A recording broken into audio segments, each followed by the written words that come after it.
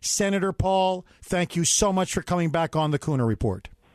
Good morning, Jeff. Thanks for having me. Senator, before I get to the book, there's some really burning issues. I just want to get a couple answers from you before we talk about, I must say, extremely well done book.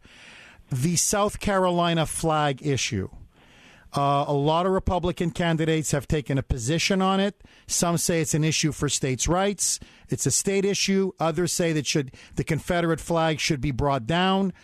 Where do you stand with Governor Nikki Haley? She says the Confederate flag should go. Agree, disagree? No, I agree. I think the flag is inescapably a symbol of human bondage and slavery, and particularly when people use it, obviously for, murder and to justify hatred so vicious that you would kill somebody. I think that symbolism needs to end. I think South Carolina's doing the right thing. So if you agree with Nikki Haley, you believe that it's time for the flag to go? Yeah, and I think it's, obviously it's a decision for South Carolina to make, but if I were in South Carolina, that's what I would vote to do, and that's what I would recommend to anybody who asks me my opinion, because the thing is that, there have been people who used it for Southern pride and heritage and all of that, but really I think every African American in the country, it's a symbolism of slavery to them, and now it's a symbol of murder for this young man. And so I think it needs to be. I think it's time to put it in a museum. Senator Paul, the lines have been burning now for over an hour on Obama recently publicly stating in an interview with a comedian using the N-word in public. Do you think it's appropriate for the President of the United States to use such offensive and inflammatory language, especially the N-word, and the connotation, the explosive connotation that it has? Should he apologize? I guess I'm not in a position really to judge others on how they use words and things, and I don't think he used the word in a derogatory fashion or in a slang fashion. He was describing the word, and so it's not something I would do or feel comfortable doing. But I'm not Barack Obama either, and so I just don't feel like that it's my place really to criticize him for trying to make a statement. Senator, one other question, then I want to get to your book. It looks like Senate Majority Leader Mitch McConnell is going to ram through Trade Promotion Authority today with no amendments, no open debate. This is exactly how Republicans criticized Harry Reid, saying he was running the Senate almost like a dictator. Here you have Mitch McConnell doing practically the exact same thing. No amendments, no open debate, no chance for a filibuster, nothing. It's his way or the highway. Do you agree with Senator Mitch McConnell's tactics? And the bigger question, Senator Rand Paul, is he for TPA, against TPA? Is he for TPP, against TPP? What's your position on Obama trade? I've been consistently against TPA and have voted against it from the beginning. I think that giving more authority to the president is precisely what we don't need to be doing. One of my biggest complaints, and I've said this all around the country as I've spoken out, is that the worst thing the president has done is this collapse of the separation of powers.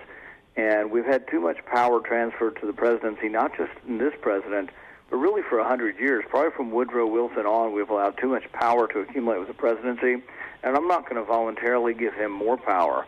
Now, trade in general, I tended to be for trade. I think trade is good. It intertwines our economies. We're less likely to fight with those we trade. And for the most part, trade and commerce is good for prosperity. But I don't like the fact that they made this classified. I went and read it, and we can't really fully understand it unless everybody's able to read it and we're able to cross-reference it. And I'm concerned about them making it classified. I don't like that at all. And so I've voted against giving the president any kind of special authority where we can't amend the bill. And I don't feel like the bill's even complete, the trade bill, so I can't tell you absolutely on the trade bill, but we need to know more about it. What I read seemed to be more of an outline of the bill and not the actual meat and guts of the bill. So I'm very concerned about giving the president power about something I don't fully have all the information on. So, Senator, you're a no on Trade Promotion Authority. and you're a maybe on Obama trade, but you're skeptical.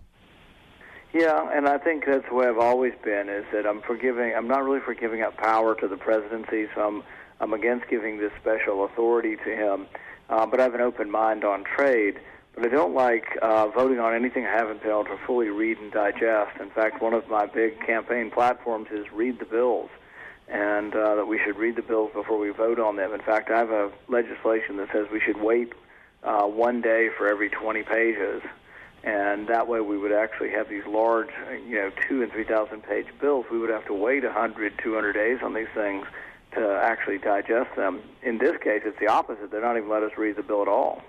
Senator, you have a really good book out, I got to say, Taking a Stand, Moving Beyond Partisan Politics to Unite America. You talk about scaling back the imperial presidency.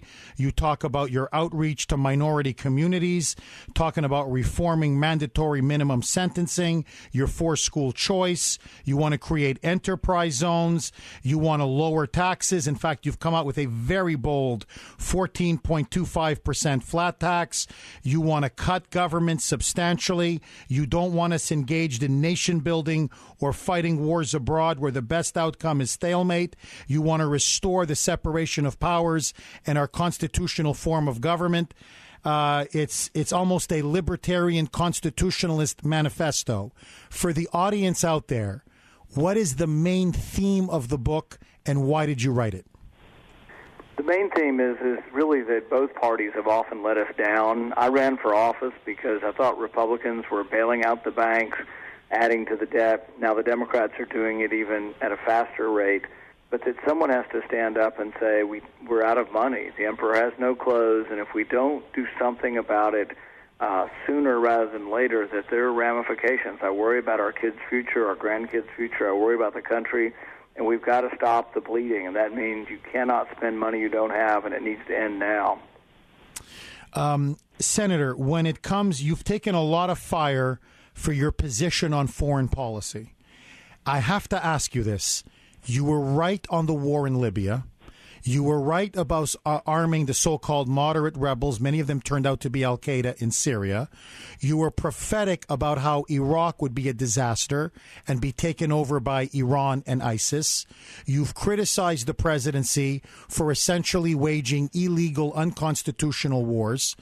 Why are so many Republicans, and in particular Lindsey Graham and John McCain, why are they so hostile to your foreign policy positions when you've been proven right on so many issues? I think there's a difference between those who live in Washington and then the rest of America. When we ask voters in New Hampshire or Iowa, we ask them this question: do you think the primary responsibility of the federal government is to defend our country and American interest, or do you think the primary responsibility is to defend America and then spread democracy and create new nations around the world? It's about 50-50, actually. So our party is split. But in Washington, probably 90% of the Republicans in Washington want to create new nations, do nation building, police the world. But it's much more evenly split when you get out there. And actually in New Hampshire, I think a majority of Republican voters want a strong national defense, but don't think we need to be everywhere all the time around the world. Senator, I know you're up against it. We've done several major political town halls with Republican presidential candidates. We did a recent one with Senator Ted Cruz. We had 1,000 people up in Manchester, New Hampshire. We would love to do a town hall, a Kuhner Country town hall.